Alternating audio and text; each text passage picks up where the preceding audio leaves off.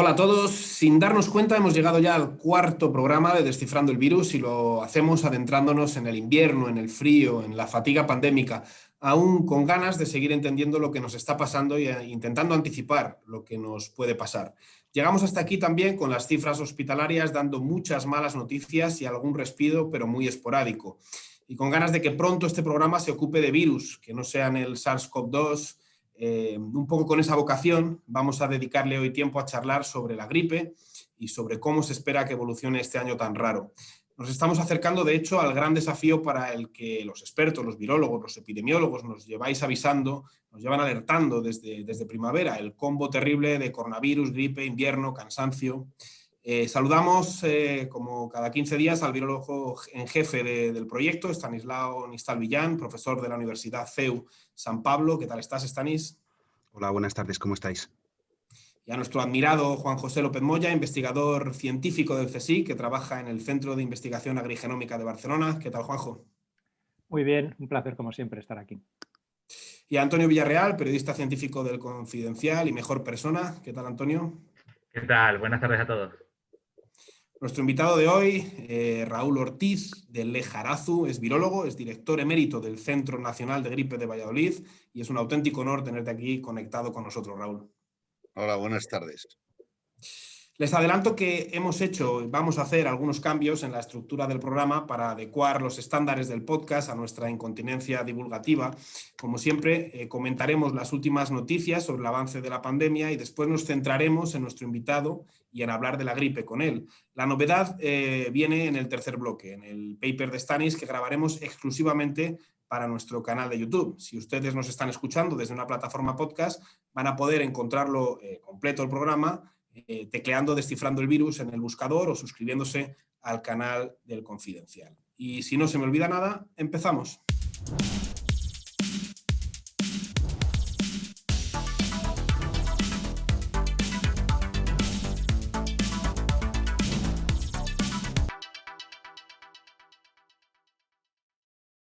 La verdad es que desde este verano la evolución del virus, del coronavirus, está siendo un poco desconcertante. Hace 3 semanas debatíamos sobre cómo Italia había conseguido, o parecía haber conseguido contener la segunda ola mejor que otros países, mejor que España, y ahora leemos que las UCIs de Lombardía vuelven a estar en una situación crítica. Decíamos que Aragón había doblegado la curva, y si no me equivoco, la incidencia en este momento está igual o peor que en Madrid, que a su vez parece estar relativamente estabilizada. No sé si hay algún patrón que nos permita ya a estas alturas sacar conclusiones, Antonio. Pues la verdad es que es difícil, ¿verdad? Hace 2 semanas, en el último programa, veníamos hablando de la estacionalidad y de lo que se sabía y lo que no se sabía. De repente, cada vez que hablamos de un caso de éxito, a las 2 semanas hay que volver a empezar el discurso. Ha pasado con Italia, ha pasado con todos los países de Europa Occidental. Cuando un país parece que va muy mal, de repente empieza a mejorar y a caer, al principio más rápido, ahora más lento. Claro, lo que está pasando con todo es que no tenemos nada con lo que compararlo, ¿no? O sea, una situación como la de ahora, hay mucha gente que dice, bueno, es que llevamos desde marzo, ya se veía venir, pero claro, ¿cómo se ve venir una primera ola que luego resulta que no viene una segunda, sino que hay una continuidad? Ahora todavía no sabemos si entramos en la tercera o es una continuación de la primera. Entonces es difícil establecer conclusiones. Lo único que podemos hacer es ir mirando, ¿no?, cada poco tiempo, reevaluando lo que sabíamos y tratar de juntar las piezas, que es un poco lo que hacemos en este programa. Stanis, no sé si una cosa que constantemente nos preguntamos es hasta qué punto las restricciones tienen que ver, impacto tienen que tener, pero hasta qué punto hay un reflejo de las restricciones que se van tomando en las diferentes comunidades autónomas, en las diferentes ciudades, con lo que luego va pasando.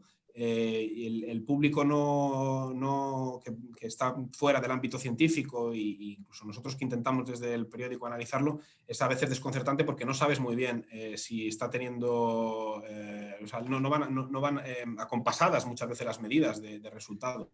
Bueno, es evidente por las medidas que se han tomado en algunos sitios que son similares a las otras, que cada lugar tiene su idiosincrasia y que medidas que pueden funcionar en un lugar, hay medidas comunes que van a funcionar en todos los lados, pero hay medidas que hay que implementar en unos lugares con más celo, porque en esos lugares pues hay una casuística que es distinta a la de otros. Y estoy hablando, por ejemplo, en ciudades muy pobladas, en las que hay pues, lugares en los que puede haber mayor contacto entre personas, o lugares donde hay una mayor capacidad de evadir lo que pudiera ser una situación de riesgo. Hemos visto, por ejemplo, cómo muchas comunidades autónomas han sido capaces de doblegar esto que estabais llamando la segunda ola, o por lo menos controlarla meridianamente, y luego han vuelto otra vez a subir, ¿no? Mientras que hay otras comunidades que no han sido capaces de doblegarla y que, bueno, pues continúan con un número muy alto de casos y va incrementándose poco a poco la mortalidad. Yo creo que desde que todo esto se pasa de una situación en la que hay unos pocos casos a una transmisión masiva, una transmisión comunitaria muy grande, hay que tomar medidas más drásticas y de alguna manera tener la capacidad de garantizar que esas medidas se cumplen. Y ahí es donde puede estar un poco la dificultad, cuando esa transmisión, por ejemplo, ocurre en situaciones sociales, de ámbito domiciliario o de ámbito que escapa, por ejemplo, a la posibilidad de que alguien te llame la atención o te diga algo, pues es muy difícil. Ahí va a depender también de la conciencia de cada uno y de la sensación de riesgo que pueda tener también la población. Y eso se suma al cansancio y un poco a las ganas que tiene la gente también de que pase todo esto, y la sensación de que muchos creen que ha pasado, que es menos peligroso de lo que había sido antes. Y han pasado ya unas cuantas semanas desde que se reabrieron las escuelas, los colegios y en muchos casos, en muchas empresas, desde que se ha vuelto a una semipresencialidad, incluso en algunos casos a una presencialidad completa. Y esto también es imagino, un factor, ¿no? Dentro de todos aparte de las restricciones, es un factor más. Bueno, sí, pero también hay que tener en cuenta, salió un estudio esta semana de una estimación de qué porcentaje podía haberse debido a las transmisiones dentro de los colegios o dentro de las universidades o dentro de los centros académicos, y no es tan alto como las reuniones sociales. O sea, se estimaba en torno al 3%, calculemos 5%. El resto son todo lugares no académicos, y yo creo, por la sensación que te da cuando vas por los distintos lugares, las universidades por lo menos, o los centros escolares que yo he visitado últimamente, no hay tanta sensación de riesgo como aquellos lugares públicos en los que pasas, en algún lugar donde ves que la gente está comiendo sin mascarilla, está muy cerca una de otra. Y en ese sentido, pues eso, habrá que, no tengo tanto la sensación de que se haya producido eso dentro de los centros académicos como fuera. Con un poco de suerte para los que tenemos niños pequeños, nos mantienen los colegios, los centros abiertos una temporada más. No sé, Juanjo, ¿tú cómo lo ves?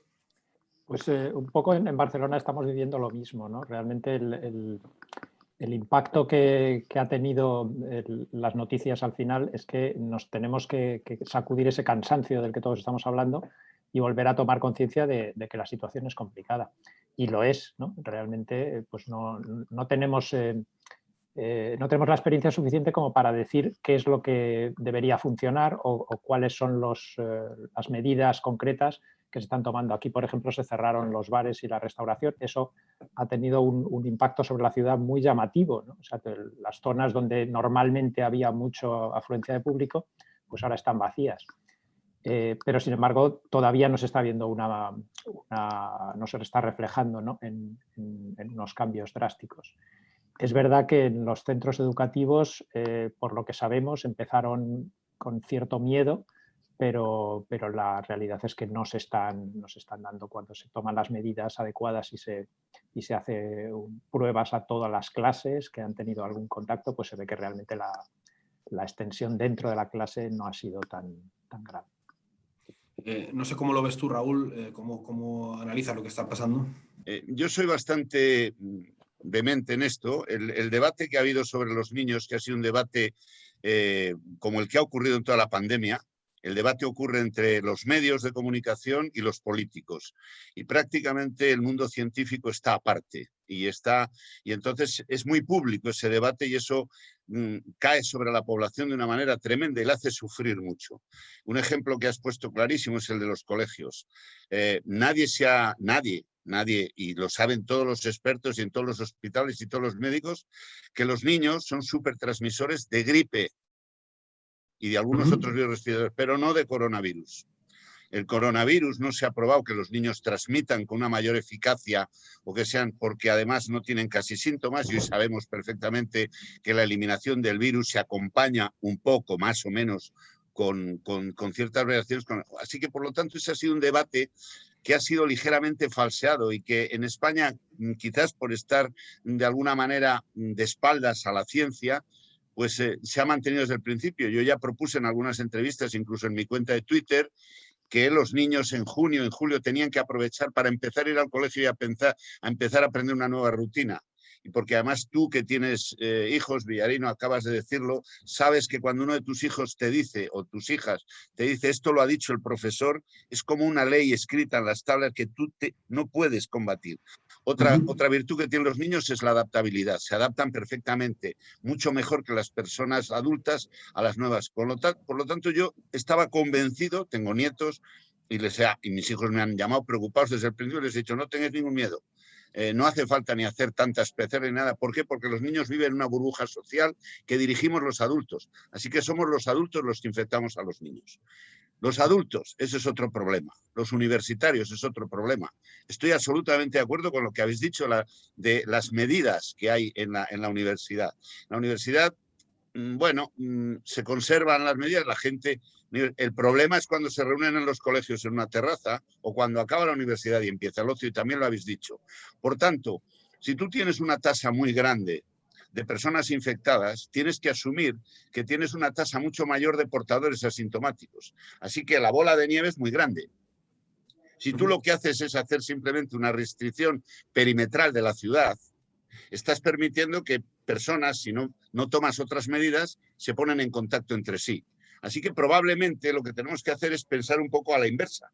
Estamos en una segunda onda, hay que aprender las cosas de otra manera y a lo mejor es más efectivo limitar en lo posible las circunstancias que facilitan realmente las reuniones, a pesar de que España nos salimos por la tangente porque alquilamos pisos, etcétera, etcétera, pero si ponemos un horario de queda y mantenemos un cierto control sobre el resto del día de trabajo, yo creo que eso es importante. Y si eso no da resultado, entonces llegaríamos al perimetral porque tratamos de evitar que nuestros contagios vayan a otros sitios. Y si eso no da resultado, tendríamos que ir a un lockdown parcial, etcétera, etcétera. Es decir, esto, que además es muy discutible, yo no pretendo ni sentar cátedra ni nada, esto hay que estudiarlo, hay que hablarlo con gente que maneja las tasas, pero esto hemos tenido tiempo para hacerlo. Y a mí lo que me da rabia es que no haya en estos momentos en España pues una comisión de atención primaria, una comisión de atención especializada, una comisión de UBI, y luego que habiendo tenido tantos casos y tanta experiencia incluso con sanitarios infectados, pues el nivel de publicaciones que España ha vertido al exterior es mínimo. Así que quiere decir que los científicos y los sanitarios estamos tan cansados que no tenemos ni tiempo para escribir ni para sentarnos a reflexionar sobre lo ocurrido. Y eso es muy importante. Y si además no hay alicientes para eso, pues yo lo he hablado muchas veces con Stanis, que está completamente de acuerdo conmigo. En las pandemias se trata de ir delante del virus, no detrás. En el momento que le dejas un poco de avance, te gana mucho. Entonces hay que intentar anticiparse. Esa anticipación se puede hacer a nivel de muchas cosas. Sería muy largo y yo no me quiero extender más. Pero esto es fundamental. Realmente, a mí hay una frase que me encanta, es cuando podamos parar la pandemia en todas partes del mundo, podremos parar la pandemia en cualquier parte del mundo. Entonces, yo creo que falta ese sentido global de la pandemia y buena prueba es España. Al final, ¿qué estamos haciendo España? ¿Qué está haciendo Bélgica? ¿Qué está haciendo Inglaterra? Nos estamos mirando unos a otros. Los europeos tendríamos que sentarnos y decir, venga, vamos a hacer esto, pero para todos. Sí que hay una pequeña buena noticia.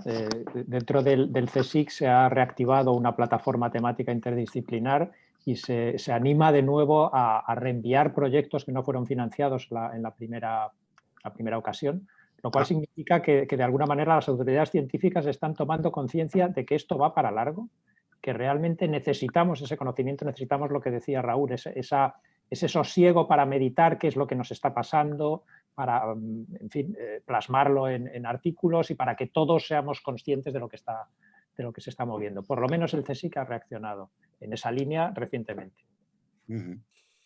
Si os parece, vamos a ir centrando ya el debate en el tema troncal del programa, la convivencia de COVID con gripe y los escenarios que tenemos por delante.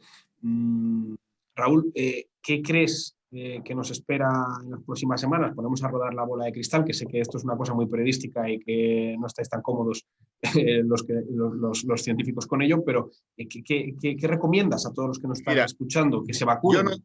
Hombre, eso por supuesto, y si quieres luego lo desgranamos, pero yo me voy a permitir, porque ayer en la tercera jornada y última de nuestras jornadas de gripe, que organizamos todos los años el Centro Nacional de Gripe, y que fue un éxito, participaron Mariano Esteban, Luis Enjuanes, Inmaculada Casas del Centro Nacional de Gripe, en fin, mucha gente.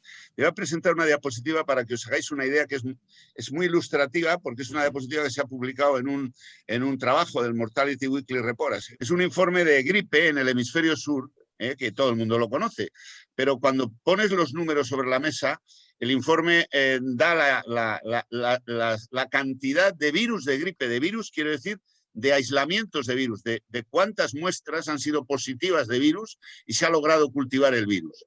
Y lo hacen 3 países, es Australia, del continente Oceanía, o Australia como continente, Sudáfrica de África y Chile. Además, 3 naciones de un desarrollo dentro del continente, bueno, pues Australia aislaron 33 muestras de gripe positivas de 60.000, lo que supone un 0,05%. Chile, 12 muestras de gripe positivas de 21.178, otro 0,05%. Y Sudáfrica, 6 muestras de gripe positivas de 2.000, casi 100 muestras, lo que supone un 0,28, un poco más del doble. Entonces, yo tengo en contraste, para que uno sepa lo que sucede con esas cifras. ¿Se ve? No. En contraste, entre abril y junio, pero de 2017-2019, es decir, las 3 temporadas anteriores a esta, pues se aislaron aproximadamente unas 25.000 muestras, 25.000 muestras positivas de muchísimas más. ¿Qué quiere decir esto? Pues que muchas cosas. Primero, a lo mejor, yo no lo creo, cuando se han obtenido en Australia 60.000 muestras de otros tantos enfermos, pero que a lo mejor, digamos, la ola de COVID ha echado mucha arena sobre el sistema de vigilancia de gripe.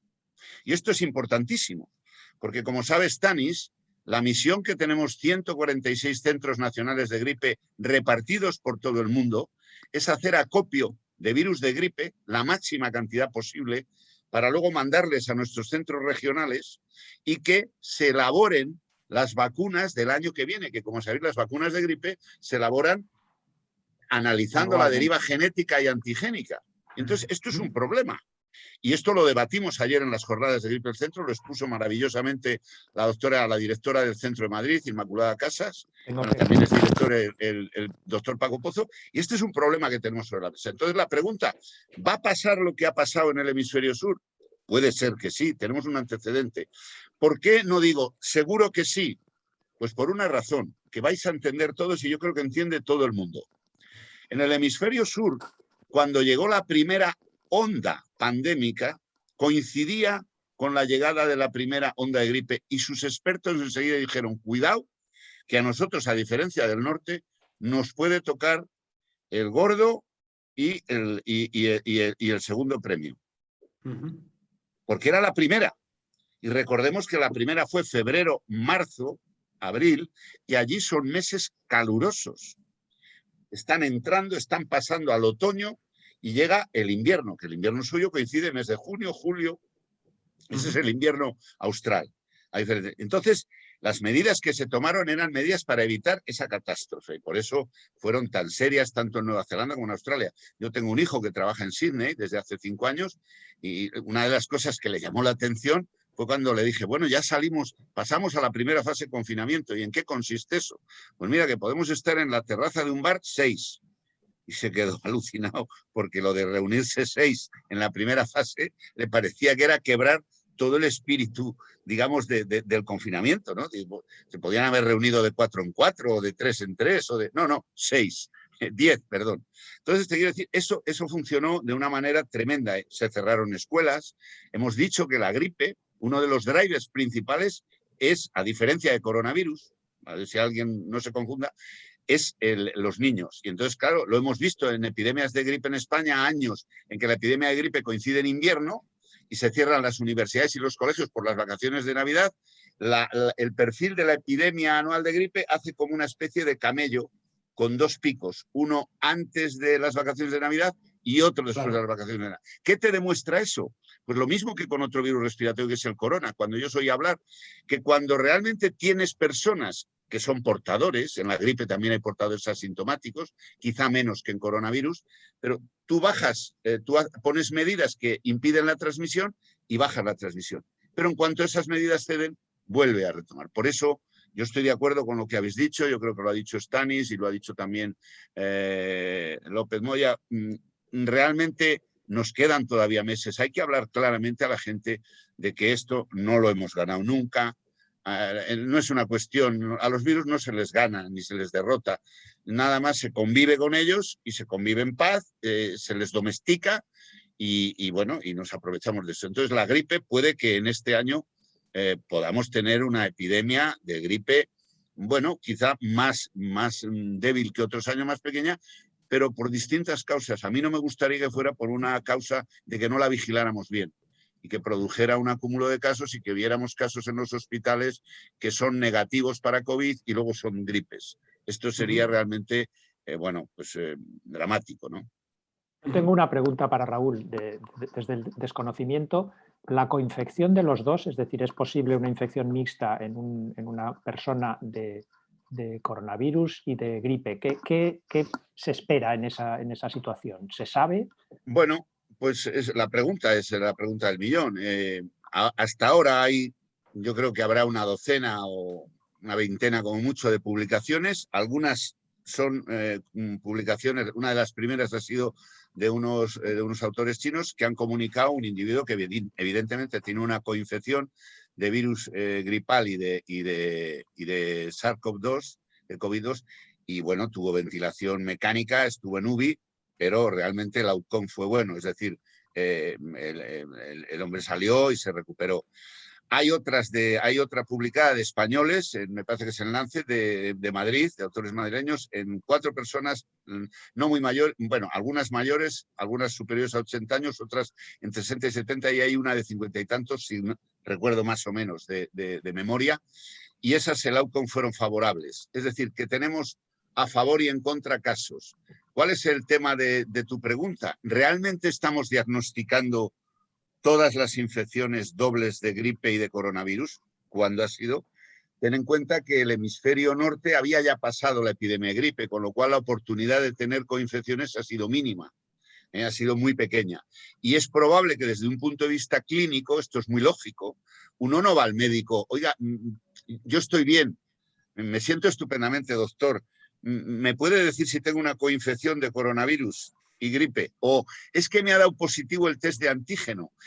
He oído en un chat muy bonito del Confidencial que podría tener gripe. ¿Me puede hacer un análisis de gripe? Es decir, en medicina se tiende a detectar lo que da síntomas, lo que es grave, y en ese sentido tú como científico entiendes perfectamente que puede haber un bias, un sesgo de selección importante. Totalmente. Pero la pregunta va más allá. Los 2 virus, y eso también Stanis en el libro de gripe que editamos hace un año, él hacía un estudio, una parte importante. La base patogénica de la gripe grave es muy similar a la del coronavirus. Es una tormenta de citoquinas. Es una reacción de la respuesta innata, la primaria, la que ocurre en las primeras horas frente a un agente, y es similar a coronavirus. No logra dominar la infección, no solo no la logra dominar, sino que empieza a atacar a células propias como si fueran bajas por fuego amigo. Y entonces eso es un desastre. Entonces, claro, juntar 2 infecciones de virus gripal y de coronavirus en un paciente que las 2 van a actuar. Luego hay ejemplos muy intrigantes de esto, Y uno de ellos es un trabajo que está todavía pendiente de publicación, que ha publicado para mí una persona que tiene, una valía, que es Bruno Lina, que es el director del Centro de Gripe de Lyon, que conozco personalmente, y han hecho sobre una base de que a lo mejor el virus de la gripe es capaz de regular al alza los receptores ACE2 del coronavirus, pues podría servir como una infección de gripe como facilitadora de una infección por coronavirus. Y luego todos los que sois virólogos entendéis muy fácilmente que una cosa es infectarse por los dos a la vez o infectarse primero por coronavirus y después por virus de la gripe, o por virus de la gripe primero y coronavirus después. Una superinfección. Claro, la casuística y además el sentido. No sabemos, porque no tenemos casuística suficiente, no hay casuística suficiente para saber cuál es realmente lo grave. Si el virus driver de la infección primera es el virus de la gripe o el driver es el coronavirus. De cualquier manera, yo como médico, además de como virólogo, preferirías tener solo una gripe o solo un coronavirus. Una doble, vamos, por sentido de precaución, digamos, es básico. No sé si te he contestado lo principal, yo creo, de la pregunta. Una pregunta que probablemente sea muy ingenua. Imagino que las coinfecciones son relativamente frecuentes. Es decir, coinfección de, por ejemplo, un virus, un constipado y una gripe. O sea, esto es algo que no sé si el paciente estándar lo había pensado, que a lo mejor tengo dos cosas al mismo tiempo. Sí, bueno, yo tengo un hijo que es ingeniero de caminos, que está en Londres, porque les tengo a todos expatriados, y como no le gusta discutir y es una persona inteligente, siempre dice sí, pero no te creas. Con lo cual es una negación muy cortés que sitúa la discusión en el inicio. Realmente, cuando uno estudia las coinfecciones en series importantes, nosotros tenemos publicadas algunas, ves que las coinfecciones de virus respiratorios, ojo, yo diría codetecciones, es decir, cuando tú diagnosticas en el laboratorio, y esto yo creo que Stanis luego lo podría extender un poco más, detectas 2 virus, o a veces 3, pero realmente los 3 están causando la patología en el individuo. Porque realmente hay virus, por ejemplo el de la gripe, en cualquiera de nosotros, a un adulto, se excreta durante 5 días, se elimina durante 5 días. A partir del 5.º día ya no eliminamos virus de la gripe.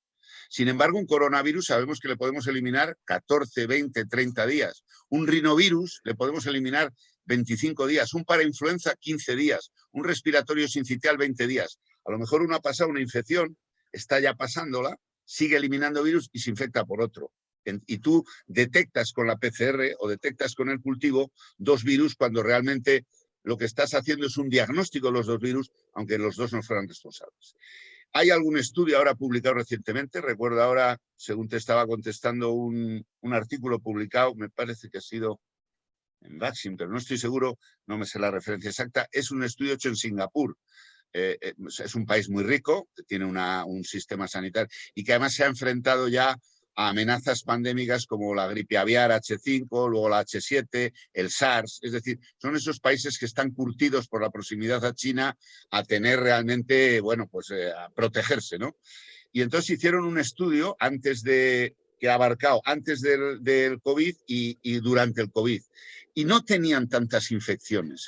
Las coinfecciones no llegaban al 2 o al 2,5%, o sea que eran relativamente escasas. Y tampoco reportaban una mayor gravedad. O sea que la pregunta tuya, sí hay coinfecciones, pero no parece que sean tan abundantes como son. Y eso se debe a distintos factores. Uno de ellos es el fenómeno de interferencia viral. Los virus, hay una multiplicación intracelular de los virus, y esa multiplicación intracelular enseguida pone en marcha mecanismos de la respuesta innata, y uno de ellos son las citoquinas antivíricas, que tienen acción antivírica, que es el interferón alfa, el interferón beta, etcétera, etcétera. Y esas citoquinas, claro, se empiezan a secretar, pero no se paran bruscamente, sino que tienen una inercia. Es decir, se están produciendo de tal manera que cuando llega otro virus a infectar, las células están como cabreadas, ¿no? Diciendo, bueno, se encuentra allí, bueno, está la gente, está todo el ejército celular en pie de armas. Digo, ¿qué ha pasado aquí? Y se da la vuelta. A mí me gusta decir que los virus respiratorios no se pisan la manguera. como los bomberos. Sí, no, sin embargo, una de las cosas donde sí puede haber coinfecciones es en las coinfecciones virales y bacterianas por aquellas bacterias que son comensales, que están en la boca o en el tracto respiratorio, y muchas de ellas son muy, muy comunes. O sea, la neumonía posvírica es muy producida por el neumococo, por ejemplo, el estafilococo. Pues es algo en lo que estamos trabajando, pero es fundamental en entender la patología vírica. Sí. Totalmente de acuerdo, Stanis, eso es verdad. Las infecciones víricas tienen un efecto, como tú muy bien has dicho, sobre toda la mucosa del árbol respiratorio, que tiene unos factores de defensa, que tiene macrófagos, pero las bacterias, que es otro mundo, no tiene que ver con los virus, que son residentes en esas mucosas, son residentes porque allí están bien, ese es su territorio. Allí están estupendamente. Y no lesionan al huésped, porque nadie quiere, es un principio darwiniano, nadie mata a la mano que le da de comer, porque si algún microorganismo o algún virus mata a su huésped, muere con él y se acaba. O sea, que realmente todos los microorganismos vivos intentan establecer una relación de comensalismo, de mutualismo con el huésped. Y eso se produce en las bacterias que decía Stanis, en la mucosa. Pero claro, si llega un hospedador distinto, un patógeno, que no está acostumbrado a vivir con nosotros, como es el virus de la gripe, y deteriora esas células, todas esas bacterias residentes que vivían en paz y armonía, hombre, se encuentran abierta la puerta de la casa y dentro hay una tarta.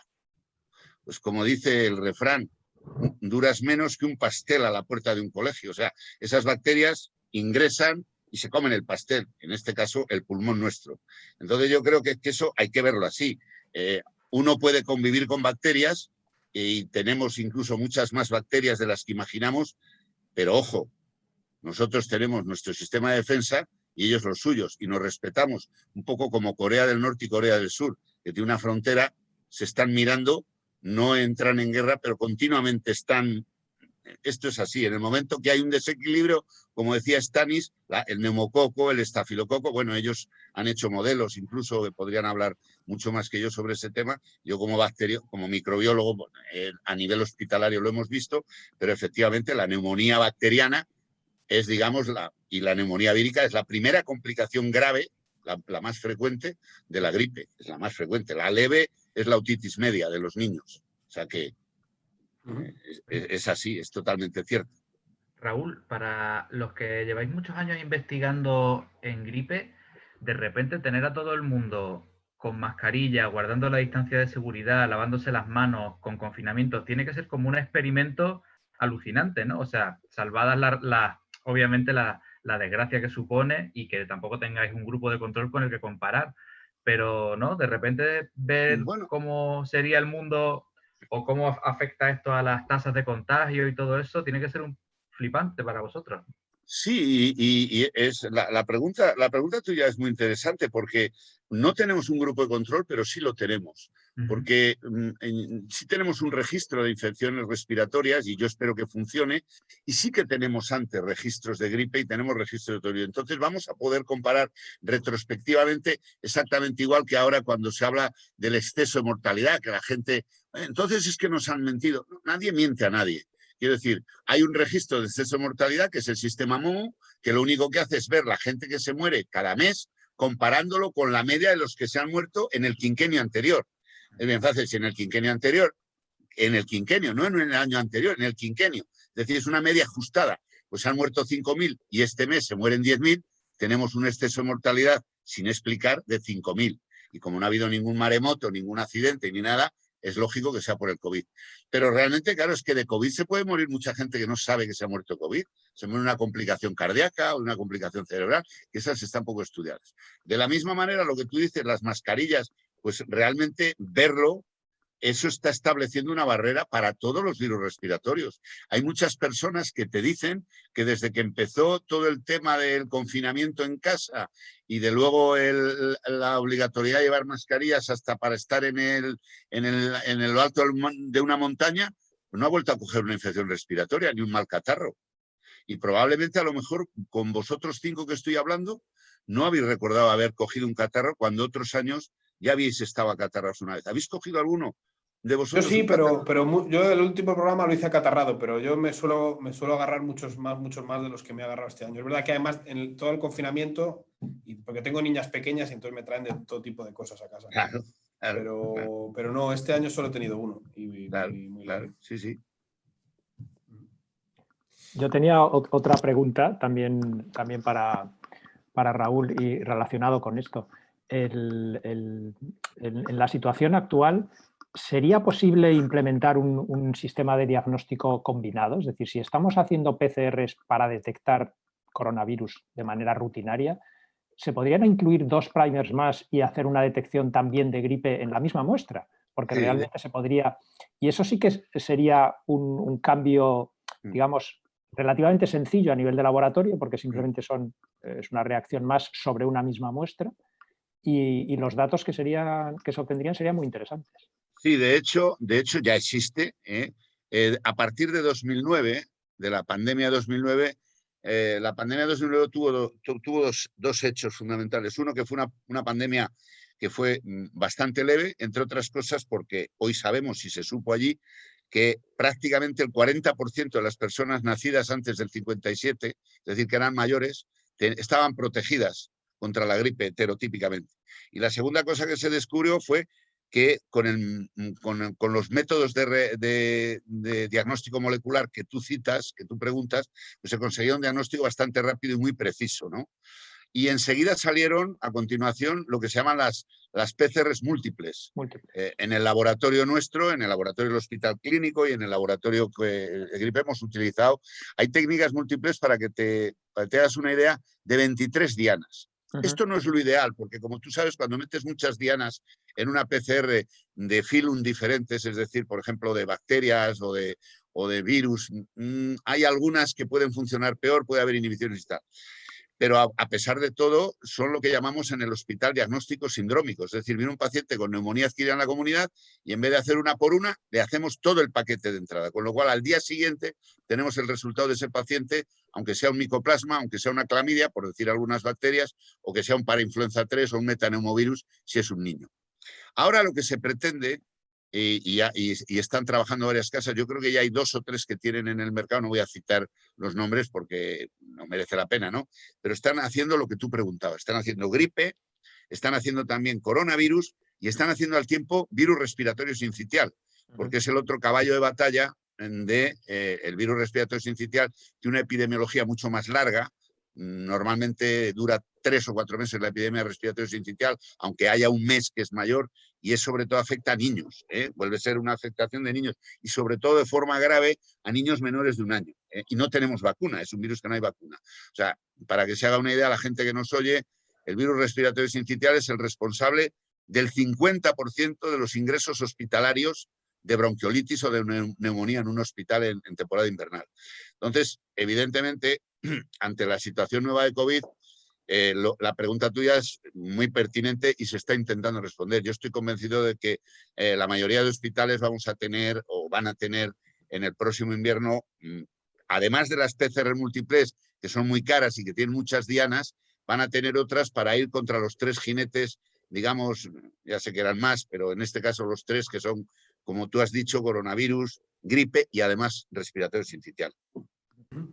Tenemos tiempo para un par de preguntas más. Sí, yo tenía una... Perdón, Antonio. No, dale, Tani, tú primero. Sí, no tenía la clásica, pero que creo que teniéndote aquí delante, Raúl, me gustaría un poco que por experiencia propia comentaras el grado de protección que confiere la vacunación frente a la gripe o frente a las gripes, frente a los distintos virus de gripe frente a los que nos vacunamos, el grado de protección y de prevención de ingresos graves, de ingresos en UCI, cuando la gente se vacuna. Que me gustaría que lo comentaras un poco y que de alguna manera pues esto sirviera también para darse cuenta de que la vacunación frente a la gripe pues tiene distintos efectos, no solamente protegernos, sino que tiene el efecto de que no llegue a agravarse la infección.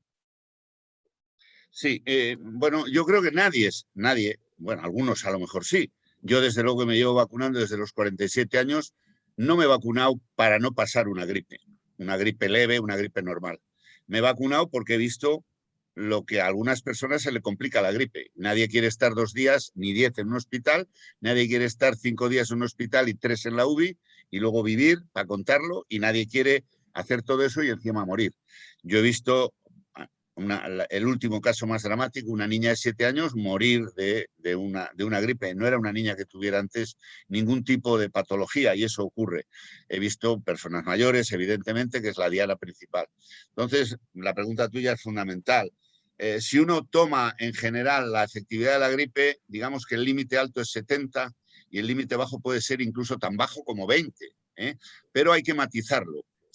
Cuando nos vacunamos de gripe, nos vacunamos frente a 4 virus de la gripe. Nos vacunamos frente a un virus A del subtipo H3, a un virus A del subtipo H1 y a 2 virus B, uno del linaje Victoria y otro del linaje Yamagata, porque es un virus que empezó a diverger hace años y ahora pues el virus B linaje Victoria y el virus B linaje Yamagata se parecen como un huevo a una castaña, es decir, no son iguales.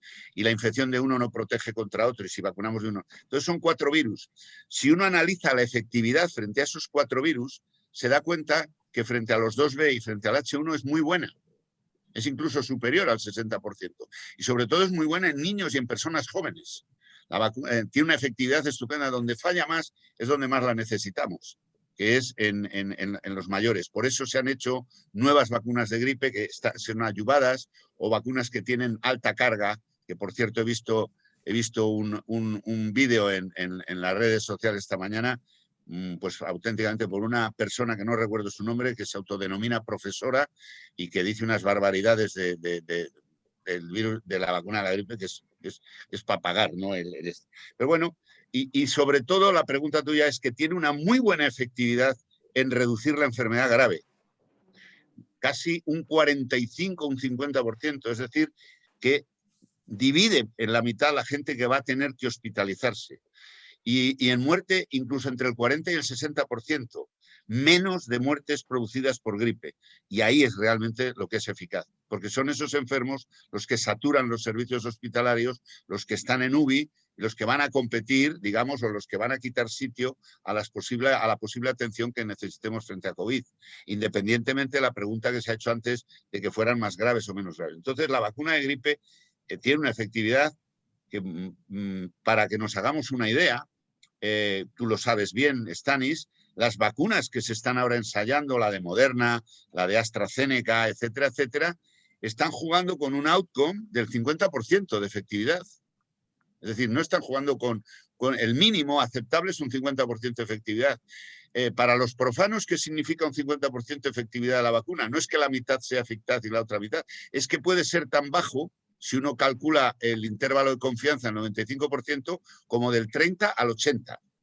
O sea, que una vacuna que se pueda poner en marcha tendría un intervalo bajo del 30% de efectividad y del 50%. Es decir, estaríamos reduciendo en el intervalo bajo un 30% de los casos graves, de los casos mortales de COVID, y en el intervalo alto un 80%. Sería estupendo. Entonces, yo creo que la vacuna de la gripe, pues en esos, con esas cifras, yo creo que es una vacuna buena. Hay que tener en cuenta además que no hay ninguna vacuna frente a microorganismos respiratorios, ninguna, ni bacterias, ni virus, que sea 100% eficaz, ninguna. Las vacunas más eficaces que pueden ser frente a algunas bacterias tienen una efectividad frente al 70 o frente al 60% de todos los microorganismos. Claro, cuando uno hace la eficacia frente a los microorganismos incluidos en la vacuna, pues la eficacia sube. De la misma manera, si tú me pides la eficacia de la vacuna de gripe, sabiendo el virus que hemos aislado en el individuo y si ese virus estaba contenido en la vacuna, la efectividad de la vacuna sube mucho más, sube al 60, al 70%. Lo que pasa es que tú, Stani, sabes que los virus de la gripe cambian y que, por ejemplo, en los últimos años en España no ha circulado un subtipo solo de H3 o un virus H3, han circulado 3 clados o 4 clados y claro, hay algunos que estaban contenidos en la vacuna y otros no. Ese es el problema. Raúl, una última cosa por concluir. Entonces, ¿recomiendas a todo el mundo que se ponga este año la vacuna de la gripe independientemente de su edad y que acudan al centro sanitario y pidan la vacuna para toda la familia? Por supuesto, no tengo ninguna restricción. Yo hace casi 7 años, 8 años que di una conferencia, que la he repetido otras veces, que es vacunación universal de gripe, no vacuna universal. Solo hay un país que recomienda universalmente la vacuna en el mundo, que es un ejemplo, porque además la vacuna no está financiada, no es gratis, pero realmente y logra uno de los porcentajes mayores de todo el mundo de vacunarse, y es Estados Unidos, curiosamente.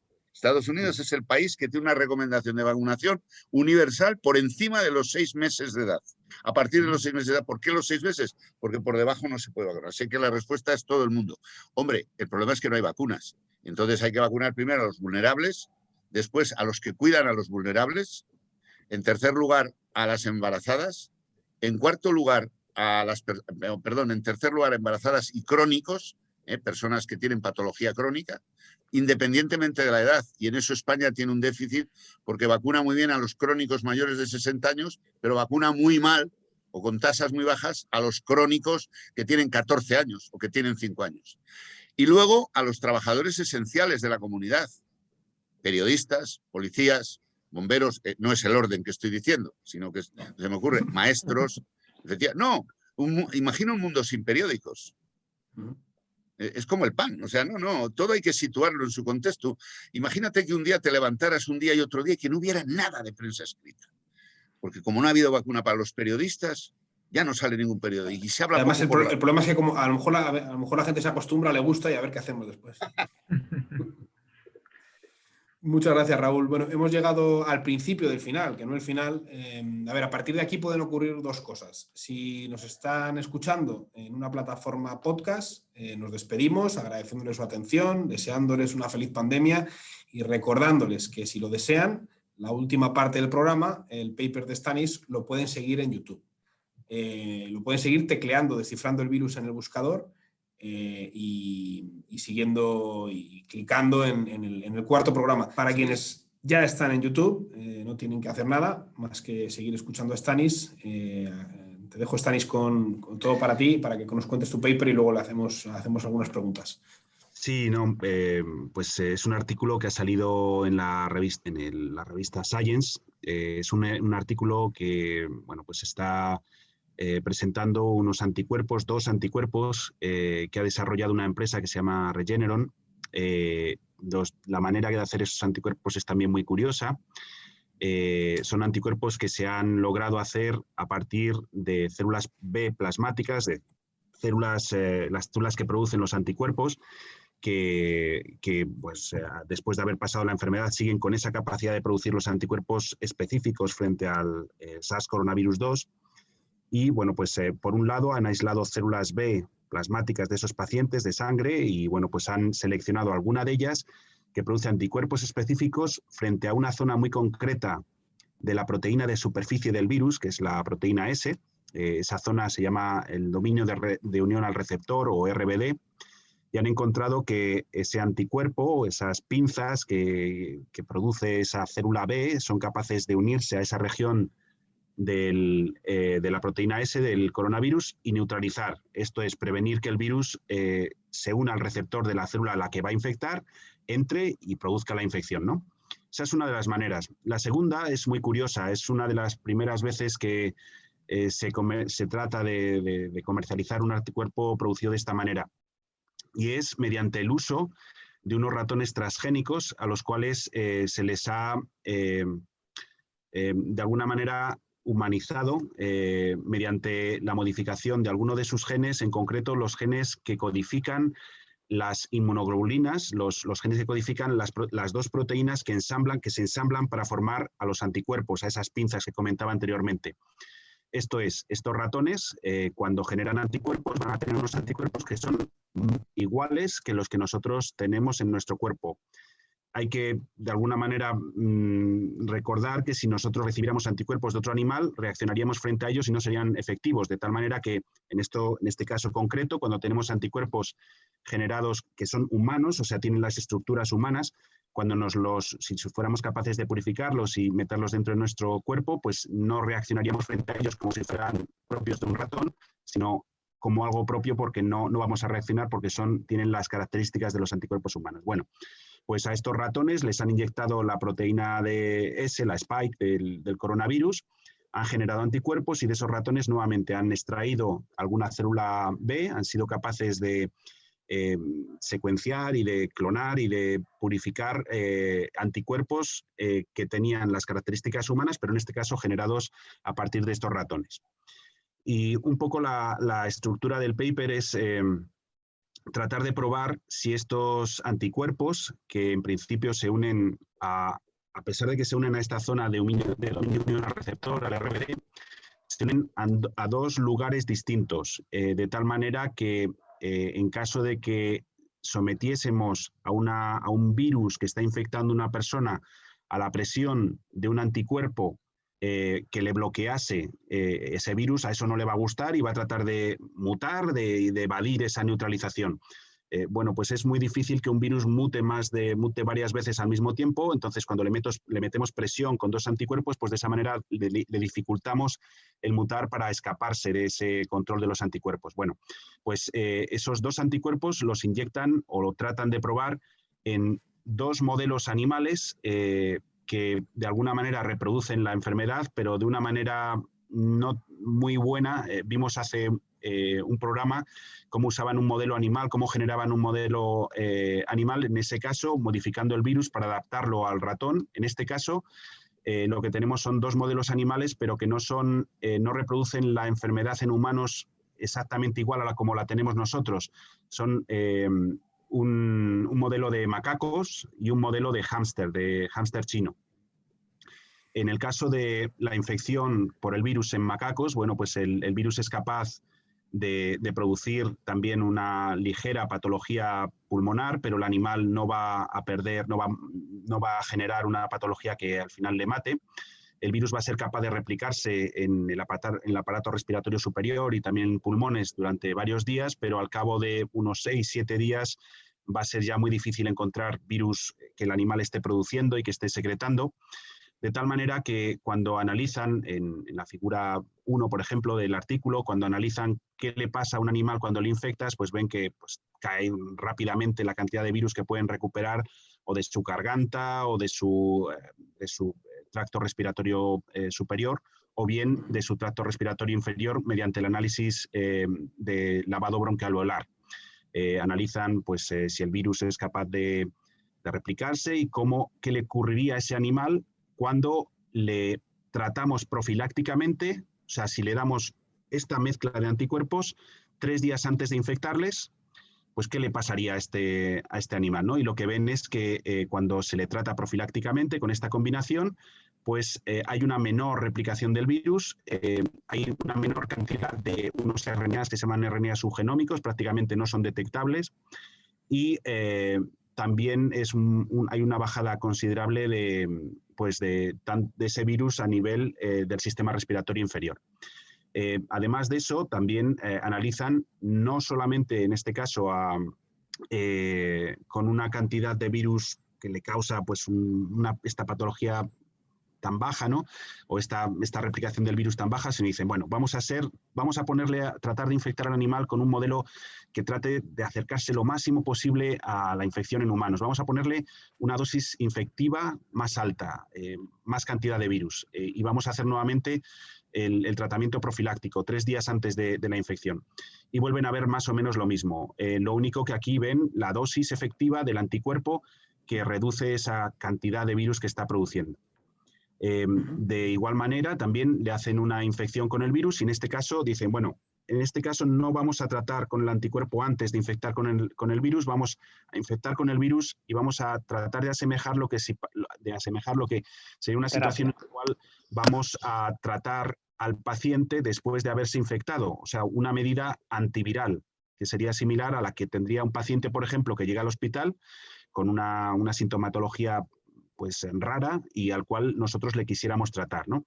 Y ahí lo que ven es que también en este caso, incluso un día después, es un modelo un poco raro, como digo, porque no hay una enfermedad clara, lo único que miran es la replicación del virus, pero sí que ven que hay una bajada en la cantidad de RNA viral prácticamente al día después de haberle tratado con estos anticuerpos neutralizantes. Y ven también un efecto muy rápido a la hora de prevenir inflamación pulmonar, sobre todo con la dosis más alta de anticuerpos, que es el de 50 miligramos por kilogramo. Y bueno, pues esta es la primera parte del artículo. Como digo, pues es un modelo interesante, pero es un modelo que quizá pues escapa un poco de lo que sería la patología grave o lo que desencadena el SARS-CoV-2 y cómo tratar de prevenirlo. Y ahí es un poco donde van a la segunda parte del artículo, en la cual cambian de modelo animal. En este caso, eligen hámsters. Hámsters que se sabe que son capaces de replicar el virus y de perder peso a medida que va transcurriendo la infección, aunque no es un modelo tampoco letal, como vimos en el paper pasado. En este caso, pues el animal pierde peso y posiblemente al cabo de unos cuantos días, al cabo de 7 o 8 días, comienza a recuperar. Lo que repiten más o menos es lo mismo, un tratamiento profiláctico y un tratamiento pues sobre la infección de un virus, y ven pues más o menos el mismo resultado. Un tratamiento profiláctico con una dosis alta de anticuerpos es capaz de prevenir la pérdida de peso en los animales y es capaz de reducir la cantidad de RNA, tanto genómico como subgenómico, y es también muy importante a la hora de reducir la sintomatología, la neumonía en el área pulmonar donde se establece el virus y donde se desencadena esta inflamación, que aunque no es letal, sí que se puede observar y se puede cuantificar. Y eso es un poco la idea. Hay solamente una cosa más que es muy interesante puntualizar. Hay uno de los tratamientos que se han comentado durante los días, durante estos meses, ¿no? Que es el tratamiento con sueros hiperinmunes de personas que hayan estado infectadas y que tengan altos títulos de anticuerpos. De esa manera, una persona que llega a un hospital y no tenga otra manera de tratarse, recibe esos sueros provenientes de otro paciente y, bueno, pues esos sueros, en principio, si todo fuera bien, servirían, porque tienen muchos anticuerpos frente al virus, de neutralizar el virus, de unirse a él y de impedir que entre dentro de la célula. Pero esos sueros tienen una serie de efectos secundarios que a lo mejor Raúl nos puede comentar luego más adelante, que este tratamiento que estamos proponiendo ahora mismo pues parece que no tiene. En este caso no le estamos poniendo al paciente un volumen muy alto de suero, estamos inyectándole anticuerpos purificados, lo cual puede aumentar la concentración de esos anticuerpos en la dosis que le estemos poniendo en el paciente, y estamos viendo que están siendo muy efectivos a la hora de bloquear al virus en dos lugares distintos, y de esa manera pues evitar también que el virus encuentre su manera de escapar y mediante mutaciones o mediante presión para que mute. Y bueno, pues de esa manera trataríamos también de reducir nuevas cepas que pudieran evitar este tratamiento. De eso va la historia y bueno, pues os lo quería compartirla con vosotros, a ver qué os parecía y bueno, pues comentarla entre todos. Yo lanzo una primera cuestión, que es que la cantidad, por lo menos lo que se difundió que se había utilizado en el caso del presidente de los Estados Unidos, era una dosis muy alta, eran 8 gramos, que si uno lo piensa, o sea, necesitas diluirlos en bastante suero y tiene que estar bastante tiempo, ¿no? en transfusión. Para producir esas cantidades no es algo sencillo, es decir, que no sería un tratamiento que se podría universalizar rápidamente. Pero existen estrategias y, de hecho, por la parte de las plantas, en el caso del ébola se utilizó precisamente las plantas de un modelo similar a la planta de tabaco para producir grandes cantidades. Y aquí en España tenemos la posibilidad de producir muchas plantas, o sea que realmente es algo que nos tendríamos que plantear. Hay un grupo que quería mencionar en Valencia, el del investigador Diego Orzáez, en el Instituto de Biología Molecular y Celular de Plantas, que precisamente son capaces, y lo han demostrado, de producir anticuerpos en plantas que funcionan. Con lo cual quizás a largo plazo tengamos una estrategia más, ¿no?, para añadir. El problema quizás que yo veo es que hasta ahora, históricamente en medicina, al menos en medicina, los éxitos con anticuerpos monoclonales son pequeños. Se utilizan, como sabéis, en la terapia tumoral, en algunos tipos de tumores, y en las infecciosas, que yo recuerde ahora a bote pronto, se utilizan mucho en prematuros y en lactantes con cierto grado de prematuridad para evitar la infección por virus respiratorio sincitial. Se llama palivizumab, uno de ellos, de los más famosos, y hay otros.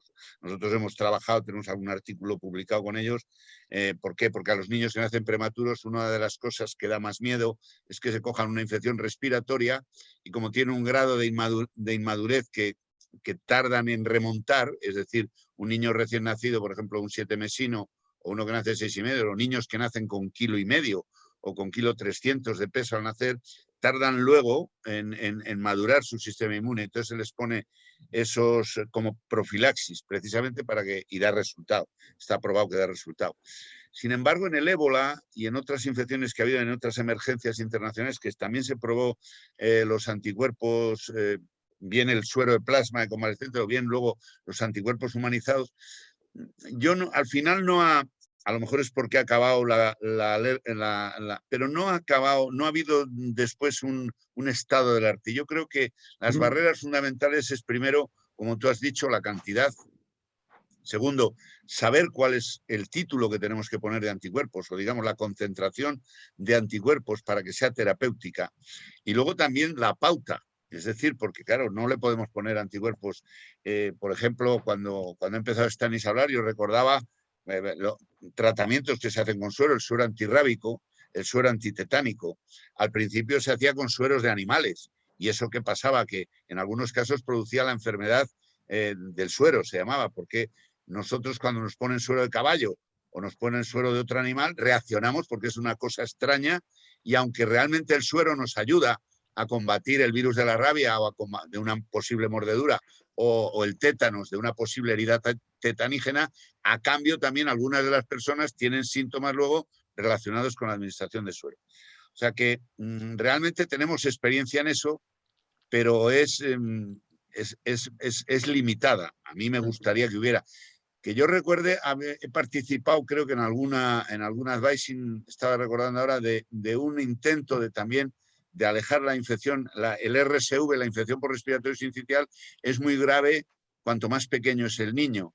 Y entonces lo que se intentaba producir unos monoclonales que se administraran a los niños para intentar llevar la infección primaria, la primera infección de RSV, lo más tarde posible, cuando hubiera un sistema inmune más desarrollado. Pero eso está todavía en evolución. Así que, hombre, a mí me parece que la aproximación es buena con macaco y luego, como ha dicho Stanis, los anticuerpos son humanizados, con lo cual ya son anticuerpos que tienen la estructura igual que los humanos. Ahora habrá que ver cuál es la dosis y, como tú decías, la administración, que a mí me parece que es challenging, como dirían los ingleses. Realmente el médico que se decidió a tratar a Trump... les tenía cuadrados. Sí. Hay mucha así se dice en medicina, ¿no? Les tenía cuadrados. Hubiera sido peor Kim Jong-un. Con Kim Jong-un hubiera sido más complicado todavía. Sí.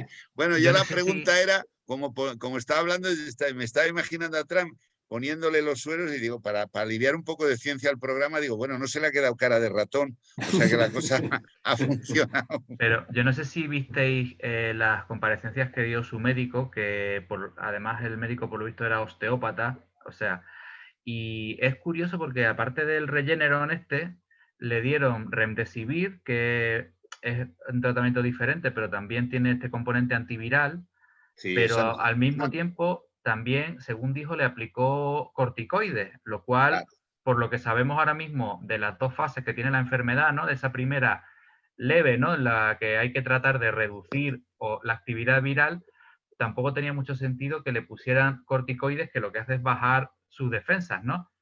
Entonces siempre me queda la duda de cómo de grave estaba, porque el tío está ahora como una rosa, está mejor que nosotros. Entonces no sé cuánto de verdad hay, si le pusieron tanta cantidad, no sé, ¿no genera un poco de inquietud todo el cóctel que le metieron? Hombre, no sé, Stanis, contesta tú. Hay un poco también una incertidumbre de realmente en qué día de infección podía estar. Se piensa que le pudieron tratar justo en el límite entre la primera y la segunda semana ya de síntomas. Podía estar ya en la fase de declive de la viremia. puede ser que los anticuerpos, la administración de anticuerpos, pues redujera el posible efecto que prepara al cuerpo para tener una sintomatología más grave, y debía de tener también unos niveles de oxígeno y unos niveles de dímeros D y de, pues bastante altos ya, o sea, que había síntomas de que había ya daño, y fue la razón por la que creo que le pusieron los corticoides que estás comentando, Antonio. Lo que también es muy curioso es una de las cosas que, bueno, no sé quién ha sacado el comunicado, pero a los pocos días pues salió la información de que el presidente había generado inmunidad. Y bueno, pues ha creado un poco de confusión porque... Bueno, lo dijo él mismo, él iba diciendo que es mismo, inmune bueno. Pues bueno, una cosa es eso, pues no, esa persona lo que tiene es una cosa que se llama inmunidad pasiva, es que cuando recibimos un tratamiento con anticuerpos, esos anticuerpos pues van a prevalecer en nuestro suero durante unas semanas, pero como cualquier componente proteico de nuestro cuerpo, pues tiene una vida media, se degrada. Los anticuerpos pues duran unos 20, 30 días, pero a los 20, 30 días baja la cantidad de anticuerpos. Si te han puesto 100, pues ya tienes 50, y al cabo de otros 20, 25 días tienes 25. Y lo que sería la dosis inicial, que es capaz de bloquear el virus, una vez que pasa cierto límite ya deja de ser efectiva. Bueno, pues ese tratamiento que le han puesto quizá tenga muchos anticuerpos en sangre y bueno, pues le protejan durante unas cuantas semanas, pero eventualmente no va a tener anticuerpos que le protejan de una segunda infección. Esa no va a ser inmune, en otras palabras, a una segunda infección. Y por otro lado... No, sí, Stanis ha sufrido una infección propia. Sí. Entonces, ahí es donde está el tema de lo que estaba comentando Antonio, de si el tratamiento con corticoides ha sido lo suficientemente efectivo para prevenir la maduración de células B y la generación de anticuerpos propios frente al virus. Yo personalmente opino que el presidente Trump ha sufrido una infección por coronavirus, esté bien o mal tratada, da igual. Las infecciones víricas generan una inmunidad que se pone en marcha y que ya no se para, y lo único que podemos hacer es yugularla. La única cosa que yo recuerdo de yugular una infección que no genere inmunidad es, por ejemplo, cuando tenemos una infección a lo mejor bacteriana y se dan anticuerpos enseguida, se dan antibióticos enseguida, y son antibióticos bactericidas y se elimina la bacteria, y a lo mejor no ha habido suficiente, en algún momento, no ha habido suficiente estímulo antigénico. Yo creo que en este caso, independientemente de que tienes toda la razón, Stanis, en que los anticuerpos te les ponen el día de hoy y mañana tienes menos y pasado menos, porque se van eliminando, porque no son tuyos y porque además nosotros también eliminamos los nuestros. Lo que pasa es que hay unas células en nosotros mismos que están produciendo a medida que faltan, que están reponiendo. En el caso de Trump tendrá los suyos, y esto ya lo hemos comentado, lo ha comentado Adolfo García Sastre, lo han comentado Florian Kramer, lo han comentado gente que está específicamente trabajando con anticuerpos directamente, y hombre, la inmunidad de los coronavirus puede ser de 2 años, de 1 año y medio, con las vacunas no sabemos de cuántos serán, pero no es de toda la vida, o sea, porque los coronavirus que tenemos ahora endémicos, tenemos 4 coronavirus endémicos, que tú les conoces igual que yo, el NL63, el 229E, que se piensa, hay un trabajo precioso en Frontiers of Immunology, que se piensa que apareció en el año 1200, es decir, ahora mismo, hace 800 años, no sabemos si entonces se confundiría con una gripe o con una pandemia, pero seguro que la organizó. Así que filogenéticamente sabemos cuándo han aparecido en la especie humana y siguen entre nosotros. Quiere decir que no desarrollamos esa inmunidad colectiva, esa inmunidad de gripe que permite, pues como pasó con la viruela, que es la única enfermedad que los humanos, los sapiens, hemos erradicado de una manera consciente, es decir, diciendo vamos a hacer esto de esta manera, vamos a vacunar a todo el mundo de viruela. Y luego durante los 3 últimos años vamos a ofrecer un premio en metálico, porque tú eras muy joven, a lo mejor no habías nacido, pero yo lo viví, como la OMS daba un premio en metálico a aquellas personas que comunicaran un caso de viruela. Y entonces se desplazaba un equipo de la OMS desde los headquarters en África, y entonces empezaba a hacer vacunaciones radiales a todo el mundo, y así se logró erradicar la viruela. Hoy día el virus de la viruela existe en 2 repositorios, uno americano, el noruego, y los rusos. Y hace unos años quisieron destruirlo y empezaron un poco como José Mota, pues vételo yo destruyendo, que luego lo destruyo yo, no, tú primero, que si no yo, y entonces no, que si tú vete yo ya que ya eso.